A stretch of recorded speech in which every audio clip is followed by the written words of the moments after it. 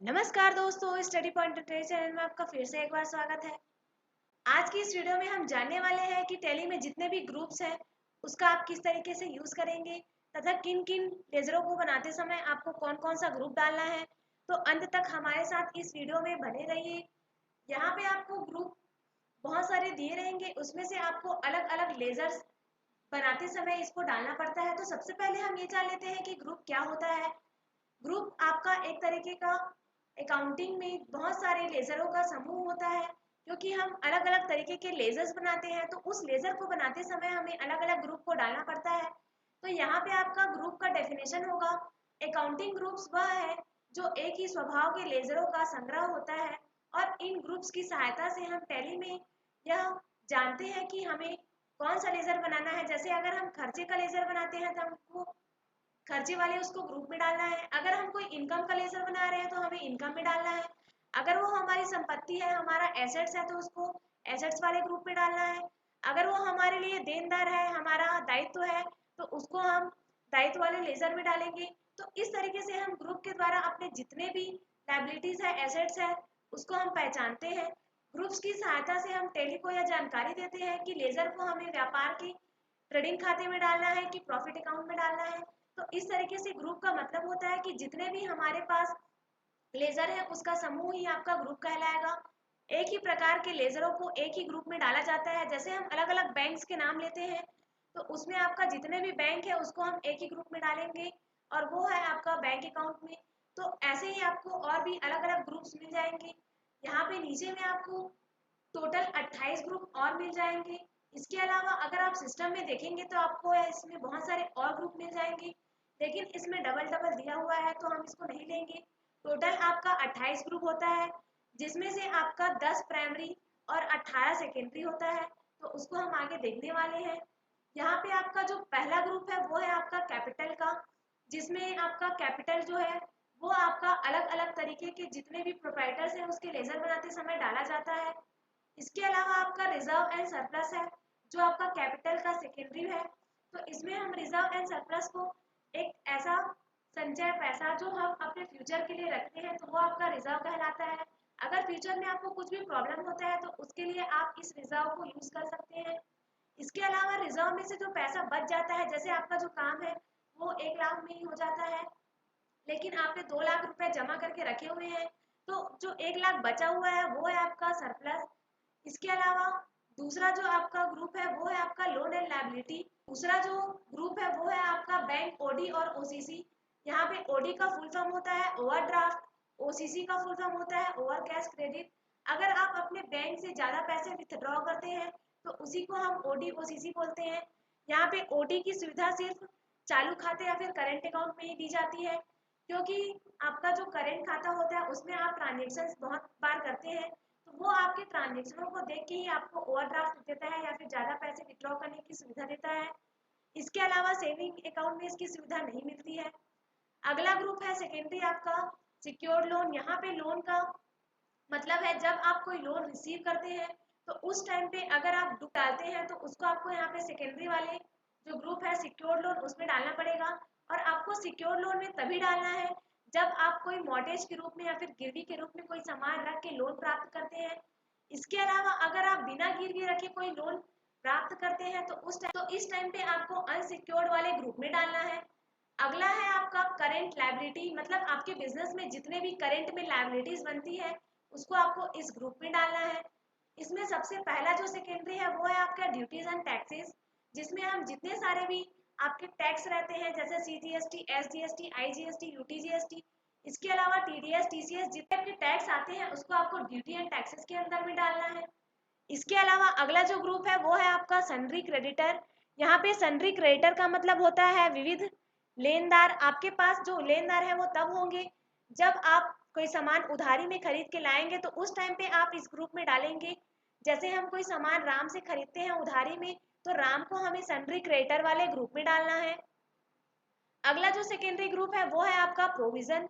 यहाँ पे प्रोविजन का मतलब है प्रावधान। अगर आप किसी फ्यूचर में होने वाले जो लॉस है या फिर खर्चे हैं उसके लिए आप यहाँ पे प्रोविजन करते हैं, प्रावधान करते हैं, तो उस टाइम पे आपको इस ग्रुप में डालना है। जैसे आपका आउटस्टैंडिंग जो बचा हुआ रहता है तो उस वाले लेजर के लिए आप यहाँ पे प्रोविजन वाले ग्रुप का यूज कर सकते हैं। अलग अलग तरीके के आउटस्टैंडिंग का लेजर बनाते समय प्रोविजन वाले ग्रुप का यूज किया जाता है। अगला है आपका फिक्स्ड एसेट्स। फिक्स्ड एसेट्स का मतलब होता है ऐसी संपत्ति या फिर ऐसा सामान जो आपके बिजनेस में लंबे समय तक चलता है, उसे हम बिजनेस की भाषा में फिक्स्ड एसेट्स बोलते हैं, जो हमारे बिजनेस में लंबे समय के लिए रहता है। जैसे कि एग्जांपल के लिए फर्नीचर, टेबल, लैंड, बिल्डिंग। तो इस तरीके के जब भी आपको कोई लेजर बनाना पड़ा तो आपको इसको फिक्स्ड एसेट्स वाले ग्रुप में डालना है। अगला जो ग्रुप है वो है आपका करेंट एसेट्स। करेंट एसेट्स का मतलब होता है कि आपके बिजनेस में करेंट में जितने भी एसेट्स हैं आपको इस वाले ग्रुप में डालना है। जैसे सबसे पहला सेकेंडरी ग्रुप है कैश एट बैंक, जिसे हम बैंक अकाउंट के नाम से भी जानते हैं। तो जब भी आप कोई बैंक के नाम से लेजर बनाएंगे तो उसको आपको बैंक अकाउंट में या फिर कैश एट बैंक में डाल देना है। अगला है आपका कैश इन हैंड। यहाँ पे अगर आप कोई कैश का लेजर बनाते हैं तो उस टाइम पे आपको कैश इन हैंड वाले ग्रुप में डालना है। इसके अलावा अगला जो है वो है आपका लोन एंड एडवांस का। यहाँ पे लोन आपका जब आप किसी को लोन देंगे उससे है, तो जब भी आप किसी को लोन देंगे तो आपको इस वाले ग्रुप में डालना है। इसके अलावा आप कोई एडवांस का लेजर बनाते हैं, जैसे आपने किसी को एडवांस में इलेक्ट्रिसिटी बिल दिया, एडवांस में रेंट दिया, तो उस टाइम पे जब आप एडवांस इलेक्ट्रिसिटी या फिर एडवांस रेंट का लेजर बनाएंगे तो उसको आपको इस वाले ग्रुप में डालना है। अगला जो है वो है आपका डिपॉजिट।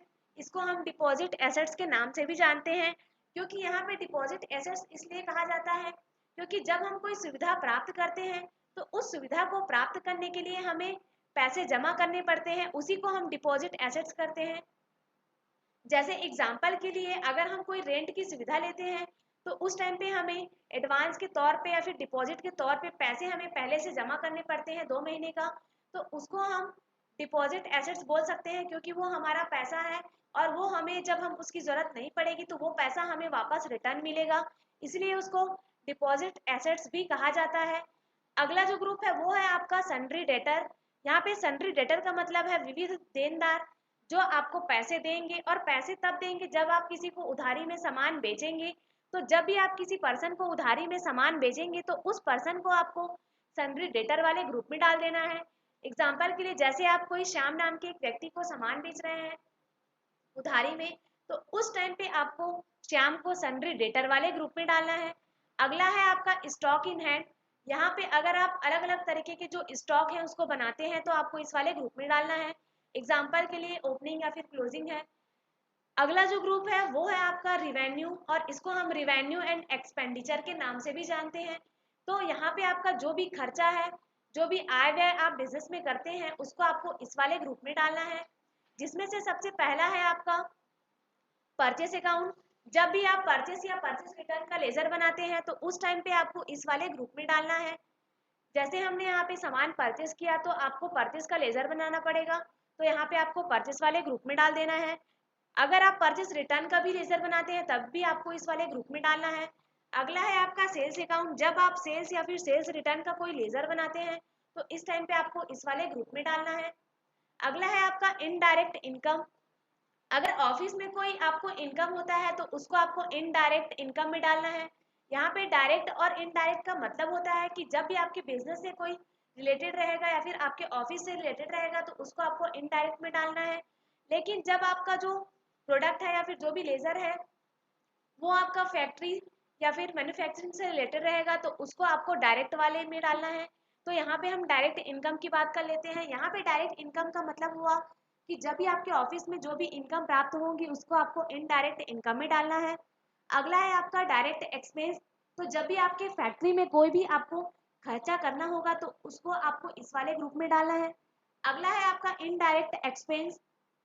अगर आपके ऑफिस में कोई खर्चा होता है तो उसको आपको इनडायरेक्ट एक्सपेंस वाले ग्रुप में डालना है।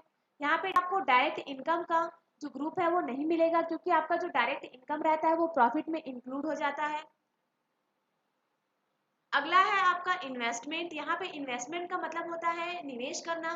तो निवेश का मतलब होता है ज्यादा रिटर्न प्राप्त करने के उद्देश्य से जब हम कोई पैसा किसी चीज में लगाते हैं तो उसको हम इन्वेस्टमेंट कहते हैं। फॉर एग्जाम्पल के लिए किसी लैंड में, गोल्ड में, या फिर अगर आप कोई शेयर, बॉन्ड, डिबेंचर खरीदते हैं तो उस टाइम पे ये आपका इन्वेस्टमेंट कहलाएगा। अगला है आपका ब्रांच एंड डिवीजन। अगर आप एक ब्रांच से दूसरे ब्रांच में अगर सामान को ट्रांसफर करते हैं तो उस टाइम पे आपको ब्रांच एंड डिवीजन का ग्रुप बना लेना है। तो उस टाइम पे आपको ब्रांच एंड डिवीजन वाले ग्रुप में डालना है। फॉर एग्जाम्पल के लिए अगर आप सुंदर नगर ब्रांच से शंकर नगर ब्रांच में ट्रांसफर करते हैं तो आपका जो शंकर नगर ब्रांच है वो डेबिट हो जाएगा और सुंदर नगर ब्रांच है वो क्रेडिट हो जाएगा। तो आपको शंकर नगर जो ब्रांच है उसको तो आपको शंकर नगर ब्रांच का लेजर बनाना पड़ेगा और आपका जो सामान है उसको क्रेडिट करना पड़ेगा। तो शंकर नगर जो ब्रांच है उसको आपको ब्रांच एंड डिवीजन वाले ग्रुप में डालना है। अगला है आपका मिसलेनियस एक्सपेंस या फिर सन्ड्री एक्सपेंस, जिसको हम छोटे मोटे खर्चे के नाम से भी जानते हैं।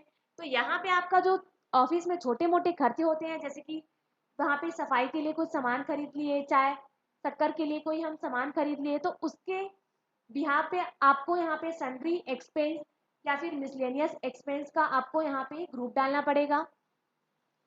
अगला और आपका जो लास्ट ग्रुप है वो है आपका सस्पेंस अकाउंट।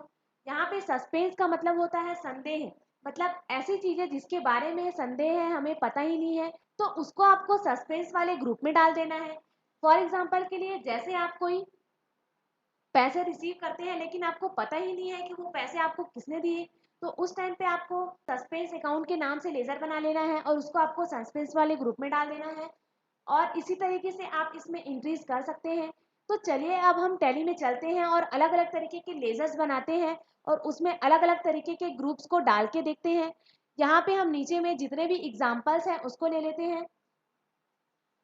तो यहाँ पे हम SBI बैंक और PNB बैंक का अभी लेजर बनाने वाले हैं और उसको हम डालने वाले हैं बैंक अकाउंट वाले ग्रुप में। तो यहाँ पे हम लेजर बना लेते हैं SBI बैंक का। तो यहाँ पे हम क्रिएट में जाएंगे।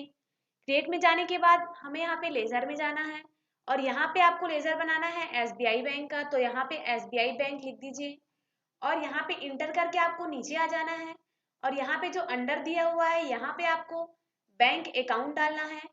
तो यहाँ पे आपका जो बैंक अकाउंट है उसको आपको यहाँ पे डाल देना है। यहाँ पे आपको जो भी डिटेल है बैंक से रिलेटेड उसको आपको अगर डालना है तो यहाँ पे आप डाल सकते हैं। इसके अलावा इसको आप कंट्रोल A कर सकते हैं। तो यहाँ पे आपका SBI बैंक का जो लेजर है वो बन चुका है। इसी तरीके से आप जो भी बैंक का लेजर बनाएंगे उसको आपको इस वाले ग्रुप में डाल देना है। जैसे हम यहाँ पे एक एक्सिस बैंक का और बना लेते हैं और इसको भी आपको बैंक अकाउंट वाले ग्रुप में डाल देना है और इसको आपको एक्सेप्ट कर देना है। तो ये था आपका बैंक अकाउंट वाला ग्रुप। अगला जो ग्रुप है उसको भी हम यहाँ पे देख लेते हैं। ग्रुप है वो है आपका बैंक OD और OCC का। तो यहाँ पे आपको बैंक OD और OCC का जो लेजर है वो बनाना है और उस टाइम पे आपको यहाँ पे बैंक OD या फिर OCC वाला जो ग्रुप है उसको डालना है। तो वापस हम यहाँ पे टैली पे आ जाते हैं और यहाँ पे बनाते हैं OD फ्रॉम SBI बैंक और इसको आपको डाल देना है बैंक OD वाले ग्रुप में। यहाँ पे आपको बैंक OD OCC दोनों मिल जाएगा। तो यहाँ पे हम इसको OD वाले ग्रुप में डाल देते हैं। इसी तरीके से हम यहाँ पे ले लेते हैं OCC का। तो OCC फ्रॉम एक्सिस बैंक ले लेते हैं। यहाँ पे हम है आपको बैंक OCC वाले ग्रुप में। तो यहाँ पे हम इसको बैंक OCC वाले ग्रुप में डाल देते हैं। उसके बाद आपको इसको कंट्रोल A करके फिर से एक्सेप्ट कर लेना है। अगला जो ग्रुप है वो है आपका ब्रांच एंड डिवीजन का। तो यहाँ पे हम ब्रांच एंड डिवीजन के नाम से यहाँ पे हम लेजर बनाएंगे। तो यहाँ पे आपको ब्रांच एंड डिवीजन का जो ग्रुप है उसको डालना है। यहाँ पे एग्जाम्पल के लिए दिया हुआ है सुंदर नगर से हम शंकर नगर में ट्रांसफर कर रहे हैं। तो यहाँ पे आपको सुंदर नगर और शंकर नगर का जो लेजर है वो बनाना पड़ेगा। तो यहाँ पे आपको टैली में चले जाना है और यहाँ पे आपको ले लेना है सुंदर नगर और इस सुंदर नगर को आपको ब्रांच एंड डिवीजन वाले ग्रुप में डालना है।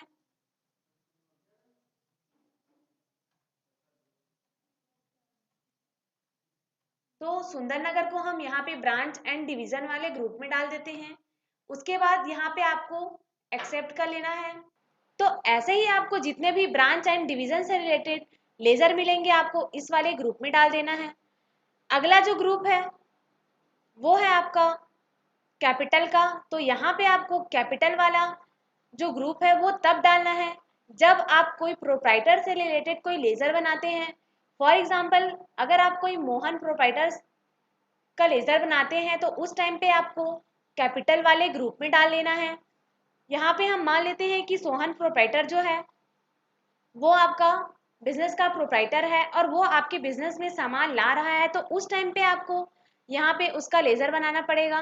तो यहाँ पे हम फिर से टैली में चले जाते हैं और यहाँ पे बनाते हैं सोहन प्रोप्राइटर का, और इसको आपको डाल देना है कैपिटल वाले ग्रुप में। कैपिटल आपका एक तरीके का पूंजी कहलाता है जो आपके बिजनेस के लिए इंपॉर्टेंट होता है, क्योंकि बिना कैपिटल या फिर बिना पूंजी के आप बिजनेस स्टार्ट ही नहीं कर सकते। इसके बाद आपको इसको कंट्रोल ए करके एक्सेप्ट कर लेना है। ऐसे ही आप जितने तरीके के प्रोप्राइटर्स हैं उसके रेजर आप यहाँ पे बना सकते हैं। जैसे हम यहाँ पे राम प्रोप्राइटर का बना लेते हैं। प्रोप्राइटर को PRO डॉट भी लिखा जाता है और इसको आप कंट्रोल ए करके एक्सेप्ट कर सकते हैं। इसके अलावा अगला जो ग्रुप है वो है आपका कैश इन हैंड का। तो जब भी आप कोई कैश से रिलेटेड जितने लेजर बनाएंगे उसको आपको कैश इन हैंड वाले ग्रुप में डालना है। तो यहाँ पे हम कैश का लेजर ले लेते हैं और इसको हमें कैश इन हैंड वाले ग्रुप में डाल देना है। तो जब भी आप कोई कैश का लेजर बनाएंगे तो आपको इसको कैश इन हैंड वाले ग्रुप में डाल देना है। वैसे आपका जो कैश का लेजर है वो पहले से बना हुआ होता है तो आपको बनाने की ज़रूरत नहीं पड़ेगी, लेकिन हमने यहाँ पे बताने के लिए बना दिया है तो इसको हम कंट्रोल लेकर के एक्सेप्ट कर लेंगे।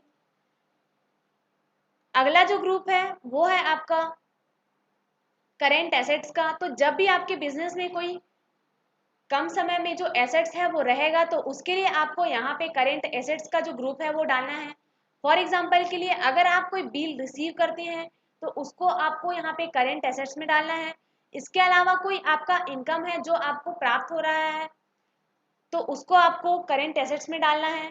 उसके अलावा कोई प्रीपेड है, प्रीपेड एक्सपेंस है जिसको आप कर रहे हैं तो उस कंडीशन में भी आपको करेंट एसेट्स वाले ग्रुप में डालना है।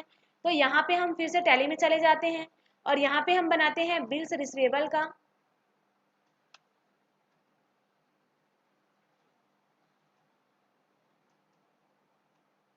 और इसको आपको डाल देना है करेंट एसेट्स वाले ग्रुप में, और इसको आपको कंट्रोल ए करके एक्सेप्ट कर लेना है। इसके अलावा आपका एक्यूरेट इनकम है, जो भी आपका जो इनकम है वो आपको मिलेगा तो आपको इस वाले ग्रुप में डालना है। से एक्यूरेट इनकम का यहाँ पे लेजर बना लेते हैं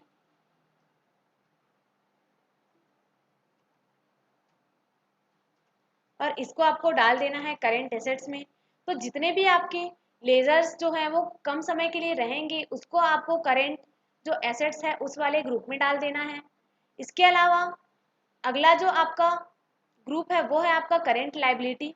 यहाँ पे करेंट लायबिलिटी का मतलब है कि जो चीज़ें आपको करंट में या फिर कम समय में पे करना है वो आपका इसमें आ जाएगा। तो यहाँ पे आपका आउटस्टैंडिंग या फिर जो भी आपका बिल्स पेबल है वो आपका इसमें आ जाएगा। तो यहाँ पे हम बिल्स पेबल के नाम से लेजर बना लेते हैं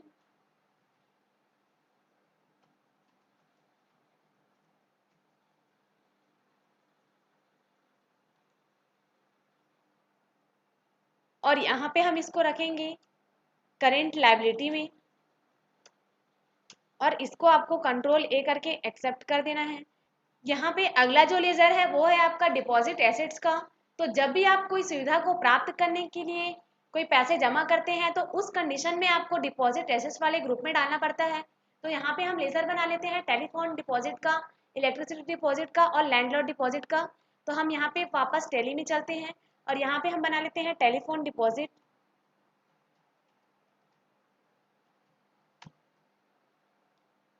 और इसको आपको डाल देना है डिपॉजिट एसेट्स में।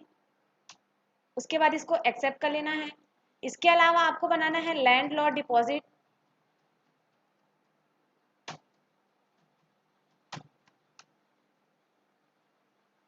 और इसको आपको डिपॉजिट एसेट्स वाले ग्रुप में डाल के कंट्रोल ए करके एक्सेप्ट कर लेना है। तो इस तरीके से आप डिपॉजिट एसेट्स का जो ग्रुप है उसका यूज कर सकते हैं। नेक्स्ट जो आपका ग्रुप है वो है आपका डायरेक्ट एक्सपेंस या फिर एक्सपेंस डायरेक्ट, इसको दो नाम से जानते हैं। तो ये जो है वो आपका फैक्ट्री से रिलेटेड है। तो यहाँ पे आपको जो भी फैक्ट्री में खर्चे होते हैं उसको आपको यहाँ पे ले लेना है। फॉर एग्जांपल के लिए factory rent, godown rent, wages, coal and fuel, power, packaging, carriage inward, freight charge, इन सभी जो खर्चे हैं इसको आपको डायरेक्ट एक्सपेंस में लेना है। तो यहाँ पे हम वापस टैली में चले जाते हैं और यहाँ पे हम बना लेते हैं फ्रेट चार्ज का, और इसको आपको डालना है डायरेक्ट एक्सपेंस में, और इसको आपको कंट्रोल ए करके एक्सेप्ट कर लेना है। अगला हम बना लेते हैं पावर बिल का, और इसको भी आपको डालना है डायरेक्ट एक्सपेंस में। इसके अलावा हम बना लेते हैं वेजेस का, और इसको भी आपको डालना है डायरेक्ट एक्सपेंस में, और इसको आपको एक्सेप्ट कर लेना है। तो इस तरीके से फैक्ट्री में जितने भी आपके खर्चे होते हैं उसको आपको यहाँ पे डायरेक्ट एक्सपेंस में डाल लेना है। इसके अलावा आपका कैरियर जो इनवर्ड है उसका बना लेते हैं।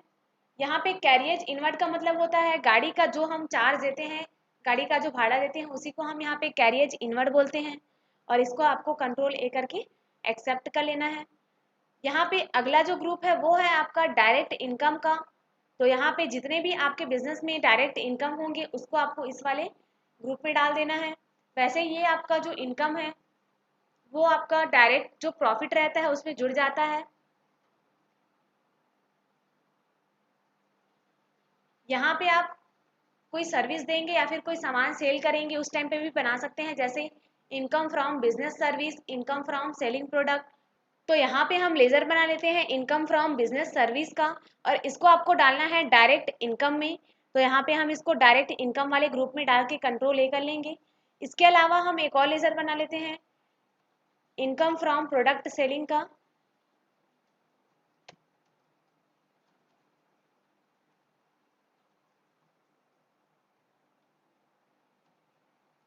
और इसको आपको डायरेक्ट इनकम में ले लेना है, और इसको आपको कंट्रोल ए करके एक्सेप्ट कर लेना है। इसके अलावा अगला जो ग्रुप है वो है आपका ड्यूटीज एंड टैक्सेस का। तो यहाँ पे आप जितने तरीके के टैक्स के लेजर बनाएंगे उसको आपको ड्यूटीज एंड टैक्सेस में ले लेना है। फॉर एग्जांपल के लिए CGST, SGST, IGST, UTGST, इसके अलावा TDS, TCS का। तो इसको आपको यहाँ पे फिर से टैली में ही बना लेना है। तो लेजर बना लेते हैं CGST का, और इसको आपको डालना है ड्यूटी एंड टैक्सेस में। तो यहाँ पे हम ड्यूटीज एंड टैक्सेस में डाल देते हैं, और यहाँ पे आपको ऑप्शन मिलेगा कि ये कौन से टाइप का है। तो यहाँ पे हम इसको GST में ले लेते हैं, और यहाँ पे आपको लेना है सेंट्रल जो टैक्स है उसको, और इसको आपको कंट्रोल ए कर लेना है। इसी तरीके से आपको SGST का जो लेजर है उसको बना लेना है, और इसको आपको डालना है ड्यूटीज एंड टैक्सेस में, और यहाँ पे आपको ले लेना है GST। नीचे आपको डालना है स्टेट टैक्स, और इसको आपको कंट्रोल ए करके एक्सेप्ट कर लेना है। आपको लेजर बना लेना है IGST का, और इसको आपको डालना है ड्यूटीज एंड टैक्सेस वाले ग्रुप में।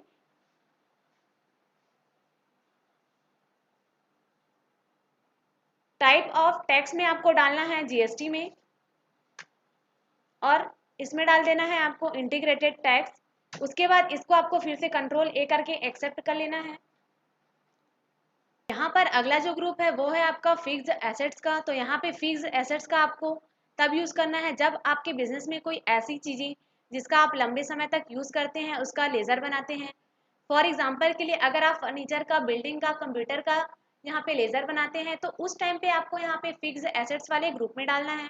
तो यहाँ पे हम टैली में चले जाते हैं, और यहाँ पे हम बना लेते हैं फर्नीचर का, और इसको आपको डाल देना है फिक्स्ड एसेट्स वाले ग्रुप में, और इसको आपको कंट्रोल ए करके एक्सेप्ट कर लेना है। अगला जो है वो है आपका बिल्डिंग का। यहाँ पे आपको बिल्डिंग का लेजर बना लेना है, और इसको आपको डालना है फिक्स्ड एसेट्स वाले ग्रुप में। यहाँ पे हम अगला जो बना लेते हैं वो है टेबल का। तो टेबल को भी आपको फिक्स्ड एसेट्स वाले ग्रुप में डाल देना है। उसके बाद इसको आपको कंट्रोल ए करके एक्सेप्ट कर लेना है। तो इस तरीके से हमने जितने सारे भी फिक्स्ड एसेट्स थे उसके लेजर बना लिए हैं। अगला जो आपका ग्रुप है वो है आपका इनडायरेक्ट एक्सपेंस का। आपके ऑफिस में जितने भी खर्चे होते हैं उसको आपको इनडायरेक्ट एक्सपेंस वाले ग्रुप में डालना है। और यहाँ पे एग्जांपल के लिए देख सकते हैं जैसे office rent, electricity rent, salary, telephone bill, interest, television expense, travelling expense. तो इन सारे खर्चों को आपको इनडायरेक्ट एक्सपेंस वाले ग्रुप में डालना है। तो वापस से हम टैली में आ जाते हैं, और यहाँ पे हम लेजर बना लेते हैं सैलरी का, और इसको आपको डालना है इनडायरेक्ट एक्सपेंस में, और इसको आपको कंट्रोल ए करके एक्सेप्ट कर लेना है। अगला अगला आपको बना लेना है यहाँ पे टेलीफोन एक्सपेंस का, और यहाँ पे उसको आपको रखना है इनडायरेक्ट एक्सपेंस वाले ग्रुप में। इसी तरीके से आप कैरियज आउटवर्ड का भी बना सकते हैं। यहाँ पे कैरियज आउटवर्ड का मतलब है कि जो भी आपका गाड़ी का खर्चा है वो आपका यहाँ पे कैरियज आउटवर्ड के अंतर्गत आ जाएगा और इसको आपको इनडायरेक्ट एक्सपेंस में डाल देना है।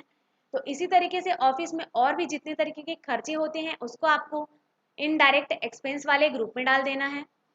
अगला जो है वो है आपका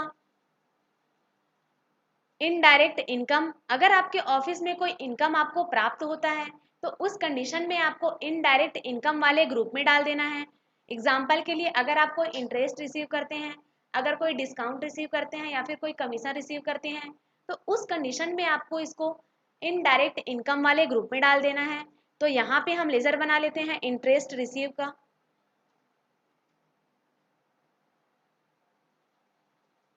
और इसको आपको डाल देना है इनडायरेक्ट इनकम में। तो यहाँ पे हम इसको इनडायरेक्ट इनकम वाले ग्रुप में डाल देते हैं और इसको आपको एक्सेप्ट कर लेना है। इसी तरीके से हम बना लेते हैं डिस्काउंट रिसीव का, और इसको आपको इनडायरेक्ट इनकम में फिर से डाल लेना है। इसी तरीके से आप कमीशन रिसीव का बना सकते हैं। आपके बिजनेस में जो भी प्राप्त होते हैं उसको आप यहाँ पे इनडायरेक्ट इनकम वाले ग्रुप में डाल सकते हैं। उसके बाद इसको कंट्रोल लेकर के एक्सेप्ट कर लेना है। अगला जो ग्रुप है आपका इन्वेस्टमेंट का। तो अगर आप अपने पैसे को किसी जगह पर तो अगर आप अपने पैसे को किसी जगह इन्वेस्ट करते हैं, निवेश करते हैं, तो उसको आपको इन्वेस्टमेंट वाले ग्रुप में डाल देना है। एग्जाम्पल के लिए जैसे आप कोई शेयर में, बॉन्ड में, डिबेंचर में या फिर कोई गोल्ड है उसमें अगर आप इन्वेस्ट करते हैं तो उस कंडीशन में आपको इन्वेस्टमेंट वाले ग्रुप में डाल देना है। तो यहाँ पे हम बना लेते हैं लैंड, यहाँ पे हम लेजर बना लेते हैं इन्वेस्ट इन लैंड का, और इसको आपको डालना है इन्वेस्टमेंट वाले ग्रुप में। क्योंकि हम यहाँ पे इसको इन्वेस्ट कर रहे हैं तो हम इसको इन्वेस्टमेंट वाले ग्रुप में डालेंगे। लेकिन अगर हम सिर्फ लैंड का लेजर बनाते तो वहाँ पे आपको इसको फिक्स्ड एसेट्स वाले ग्रुप में डालना पड़ता। इसको हम इन्वेस्टमेंट वाले ग्रुप में पहले डाल देते हैं। अगला हम यहाँ पे बना लेते हैं इन्वेस्ट इन गोल्ड का, और इसको आपको डाल देना है इन्वेस्टमेंट वाले ग्रुप में। तो आपको कंट्रोल ए करके एक्सेप्ट कर लेना है। और जो आपका शेयर, बॉन्ड, डिवेंचर है उसका भी आप यहाँ पे बना सकते हैं। जैसे आप यहाँ पे म्यूचुअल फंड में अगर इन्वेस्ट करते हैं तो यहाँ पे आप म्यूचुअल फंड के नाम से यहाँ पे बनाएंगे और इसको आपको इन्वेस्टमेंट वाले ग्रुप में फिर से डाल देना है। अगला आप बना लीजिए यहाँ पे शेयर का, और शेयर को भी आप यहाँ पे इन्वेस्टमेंट वाले ग्रुप में डाल सकते हैं। उसके बाद यहाँ पे आप जितने भी ग्रुप हैं उसको और यहाँ पे डाल सकते हैं। तो यहाँ पे इन्वेस्टमेंट में डालने के लिए आपका जो पैसा है वो लंबे टाइम के लिए अगर आप किसी चीज़ में पैसे को डालते हैं तो यहाँ पे आपको इन्वेस्टमेंट वाले ग्रुप में तब डालना है जब आप अपने पैसे को किसी चीज़ में इन्वेस्ट करते हैं, निवेश करते हैं। अगला जो आपका ग्रुप है वो है आपका लोन एंड एडवांस का। तो जब भी आप किसी को लोन देते हैं या फिर कोई एडवांस का लेजर बनाते हैं उस टाइम पे आपको इस वाले ग्रुप में डाल लेना है। तो यहाँ पे हम एक लेजर बना लेते हैं लोन टू राम का, और इसको आपको डाल देना है लोन एंड एडवांस में। क्योंकि हम यहाँ पे लोन दे रहे हैं तो यहाँ पे आपको इसको लोन एंड एडवांस में डाल देना है। उसके बाद इसको कंट्रोल ए करके एक्सेप्ट कर लेना है। इसके अलावा अगर आप यहाँ पे कोई एडवांस का लेजर बनाते हैं, एग्जाम्पल के लिए जैसे एडवांस रेंट का हम यहाँ पे बना लेते हैं, तो उस टाइम पे आपको लोन एंड एडवांस वाले इसको ग्रुप में डाल देना है। इसी तरीके से अगर आप यहाँ पे एडवांस कमीशन का बनाते हैं तो उस टाइम पे भी आपको इसको इस वाले ग्रुप में डाल देना है, और इसको आपको कंट्रोल ए करके एक्सेप्ट कर लेना है। यहाँ पर अगला जो ग्रुप है वो है आपका लोन एंड लाइबिलिटी का। यहाँ पे जितने भी आपके लोन्स एंड लाइबिलिटीज हैं उसको आपको इस वाले ग्रुप में डालना है। एग्जाम्पल के लिए loan from Ram, loan from bank. अगर आप किसी बैंक से लोन लेते हैं तो उस कंडीशन में आपको इसको लोन एंड लाइबिलिटी वाले ग्रुप में डाल देना है। तो यहाँ पे हम लेजर बना लेते हैं लोन फ्रॉम राम का, और इसको आपको डाल देना है लोन लाइबिलिटी में। क्योंकि ये हमारे लिए लाइबिलिटी है, हम यहाँ पे रिसीव कर रहे हैं तो यहाँ पे हमारी ये लाइबिलिटी हमारा दायित्व बनेगा, तो इसलिए हम इसको लोन एंड लाइबिलिटी वाले ग्रुप में डाल देंगे। इसके अलावा आप इसको अनसिक्योर्ड वाले ग्रुप में भी डाल सकते हैं। तो यहाँ पे हम नीचे आने वाले जो ग्रुप्स हैं उसमें जानेंगे। इसके अलावा अगला जो आपका ग्रुप है वो है आपका मिसलेनियस या फिर सन्ड्री एक्सपेंस। तो ऑफिस में जितने भी आपके छोटे मोटे खर्चे होते हैं उसके लिए भी आप इसका यूज़ कर सकते हैं। यहाँ पे आपका जो एक्सपेंस है वो आपका 15 डेज का सैलरी जो है उसके लिए है। अगर आपके बिजनेस में छोटे मोटे और जो खर्चे होते हैं उसके लिए भी आप यहाँ पे यूज़ कर सकते हैं। तो यहाँ पे हम लेज़र बना लेते हैं 15 डेज सैलरी का।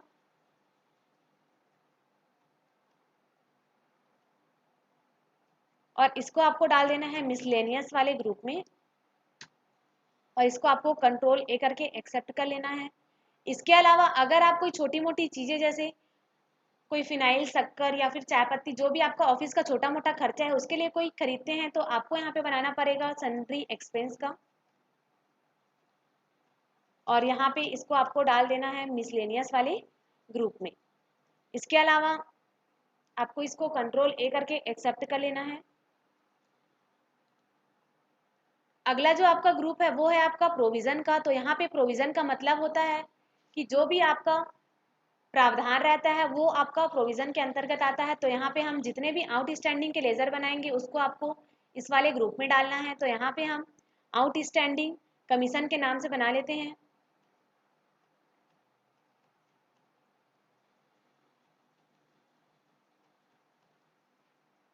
और इसको आपको डाल देना है प्रोविज़न वाले ग्रुप में, और इसको आपको कंट्रोल ए करके एक्सेप्ट कर लेना है।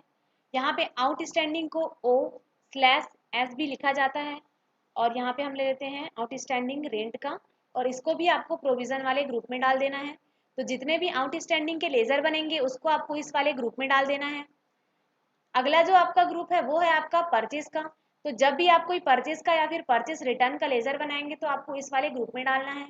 तो यहाँ पे हम लेज़र बना लेते हैं परचेज का, और इसको आपको डाल देना है परचेस वाले ग्रुप में। तो यहाँ पे हम इसको परचेस वाले ग्रुप में डाल देते हैं, और इसके बाद इसको कंट्रोल ए करके एक्सेप्ट कर लेते हैं। इसके अलावा अगर आप परचेस रिटर्न का लेज़र बनाते हैं उस कंडीशन में भी आपको यहाँ पे इसको परचेस वाले ग्रुप में डालना है, और इसको आपको कंट्रोल ए करके एक्सेप्ट कर लेना है। अगला जो ग्रुप है वो है आपका रिजर्व एंड सरप्लस का। तो जो भी आप रिजर्व एंड सरप्लस का ग्रुप बनाएंगे तो उसको, तो जब भी आप कोई रिजर्व रखते हैं फ्यूचर के लिए तो उसको आपको इस वाले ग्रुप में डालना है। जो भी आपका रिटर्नेड इनकम है वो भी आपका इसी के अंतर्गत आ जाएगा। जैसे कंपनसेशन फंड, अगर आप कोई मुआवजा ऋण देते हैं या फिर मुआवजा किसी को देते हैं उस कंडीशन में भी आपको इसको रिजर्व एंड सरप्लस वाले ग्रुप में डालना है। कोई अनक्लेम्ड डिविडेंड है, अगर आपका कोई लाभांश है वो आपका अभी क्लेम नहीं हुआ है तो उस कंडीशन में भी आपको इसको रिजर्व एंड सरप्लस वाले में डालना है। कोई कैपिटल रिजर्व अगर आप रखे हैं तब भी आपको इसको रिजर्व एंड सरप्लस वाले ग्रुप में डालना है। सिक्योरिटी प्रीमियम रिजर्व, अगर आप कोई सिक्योरिटी के पर्पज से कोई रिजर्व करते हैं उसको भी आपको इस वाले ग्रुप में डाल देना है। मतलब जो भी आप फ्यूचर के लिए रिजर्व रखते हैं उसको आपको इस वाले ग्रुप में डाल देना है। तो यहाँ पे हम बना लेते हैं कंपनसेशन फंड का,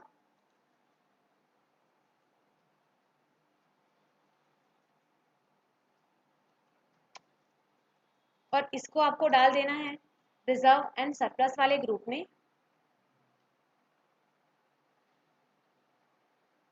और इसको आपको कंट्रोल ए करके एक्सेप्ट कर लेना है।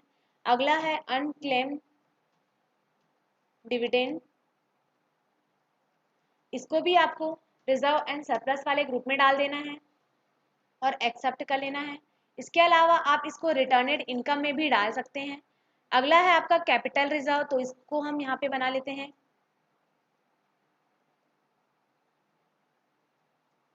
और इसको भी आपको रिजर्व एंड सरप्लस वाले ग्रुप में डाल देना है।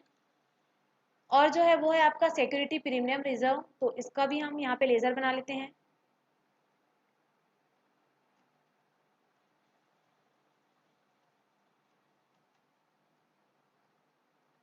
और इसको भी आपको रिजर्व एंड सरप्लस वाले ग्रुप में डाल देना है। तो इसी तरीके से आप जितने भी ग्रुप हैं उसका आप यहाँ पे यूज़ कर सकते हैं। यहाँ पे हम आगे बढ़ते हैं, और यहाँ पे अगला जो आपका ग्रुप है वो है आपका सेल्स अकाउंट। तो आप जब भी कोई सेल्स या फिर सेल्स रिटर्न का लेज़र बनाएंगे तो आपको इस वाले ग्रुप में डालना है। तो यहाँ पे हम सेल्स का लेज़र बना लेते हैं, और इसको आपको डालना है सेल्स वाले ग्रुप में। तो यहाँ पे इसको आपको कंट्रोल ए करके एक्सेप्ट कर लेना है। अगला हम बना लेते हैं यहाँ पे सेल्स रिटर्न का, और इसको भी आपको डालना है सेल्स वाले ग्रुप में। अगला है आपका सिक्योर्ड लोन। तो जब भी आप कोई सिक्योरिटी या फिर मॉर्गेज के रूप में लोन प्राप्त करते हैं उस कंडीशन में आपको यहाँ पे सिक्योर्ड लोन में डालना है। एग्जाम्पल के लिए loan from Mohan with mortgage, loan from bank, यहाँ पे बैंक से जब हम लोन लेते हैं तो वहाँ पे आपको सिक्योरिटी के तौर पे कुछ ना कुछ रखना पड़ता है, तो ये आपका सिक्योर लोन में ही आता है। तो यहाँ पे हम लेज़र बना लेते हैं लोन फ्रॉम बैंक का, तो यहाँ पे हम लेज़र ले लेते हैं बैंक का,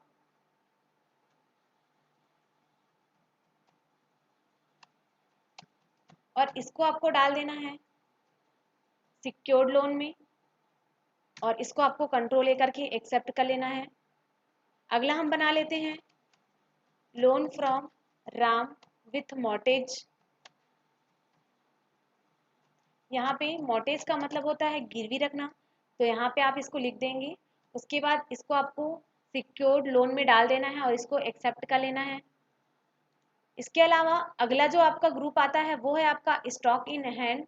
अगर आप कोई ओपनिंग या फिर क्लोजिंग का लेजर बनाते हैं तो उस कंडीशन में आपको इसको स्टॉक इन हैंड वाले ग्रुप में डालना है। तो यहाँ पे हम ओपनिंग और क्लोजिंग का लेजर बना लेते हैं, और इसको आपको डाल देना है स्टॉक इन हैंड में, और इसको आपको कंट्रोल लेकर के एक्सेप्ट कर लेना है। अगला बना लेना है आपको क्लोजिंग स्टॉक का,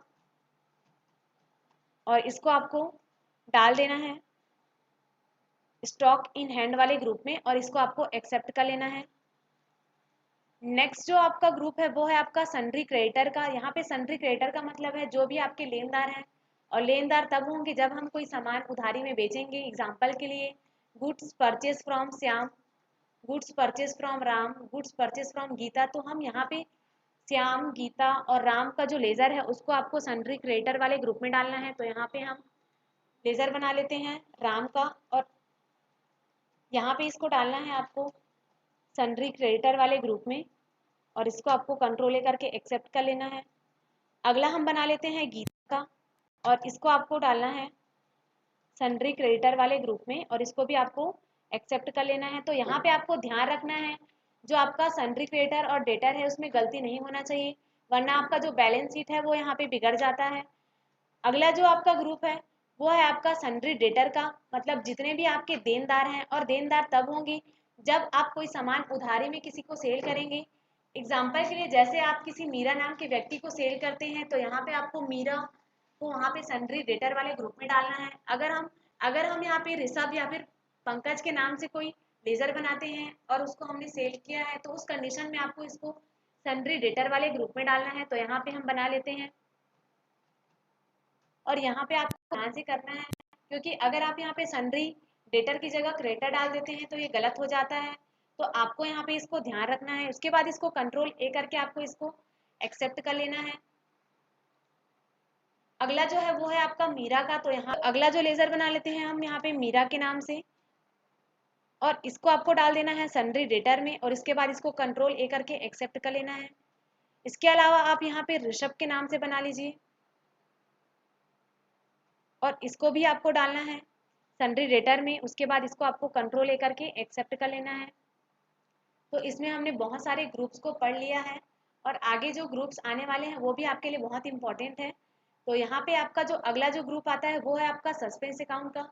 यहाँ पे सस्पेंस का मतलब होता है जितने भी आप ट्रांजेक्शन करते हैं, इसमें सस्पेंस का मतलब होता है कि जितने भी आप ट्रांजेक्शन करते हैं उसमें से ऐसा ट्रांजेक्शन जिसके बारे में आपको पता ही ना हो, या फिर ऐसी चीज़ें जिसके बारे में आप भूल गए हो, तो उसको आपको सस्पेंस वाले ग्रुप में डाल देना है। जैसे हम यहाँ पे लेजर बनाते हैं सस्पेंस का,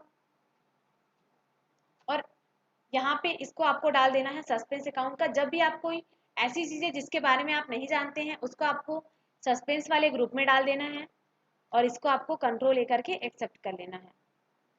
उसके बाद अगला जो है वो है आपका अनसिक्योर्ड लोन का। तो जब भी आप कोई लोन प्राप्त करते हैं और वो आपका बिना मॉर्टेज का या फिर बिना गिरवी का होता है तो उस कंडीशन में आपको इसको अनसिक्योर्ड वाले ग्रुप में डालना है।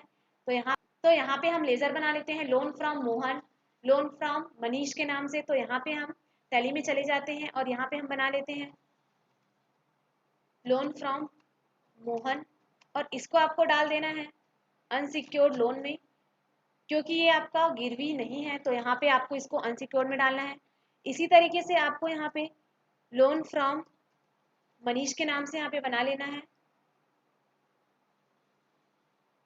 और इसको आपको अनसिक्योर्ड वाले ग्रुप में डालते हुए एक्सेप्ट कर लेना है। तो इसी तरीके से हमने जितने भी आपके ग्रुप्स हैं उसको पढ़ लिया है। अगर ग्रुप्स आपको समझने में कोई दिक्कत होती है तो आप हमें कमेंट में पूछ सकते हैं। इसके अलावा आपको ये वीडियो कैसी लगी हमें कमेंट में ज़रूर बताएं। और भी ऐसी टेली से रिलेटेड जानकारियों के लिए आप हमारे चैनल को सब्सक्राइब करें, इस वीडियो को लाइक करें और अपने दोस्तों के साथ इसे शेयर ज़रूर करें। वीडियो देखने के लिए आपका धन्यवाद।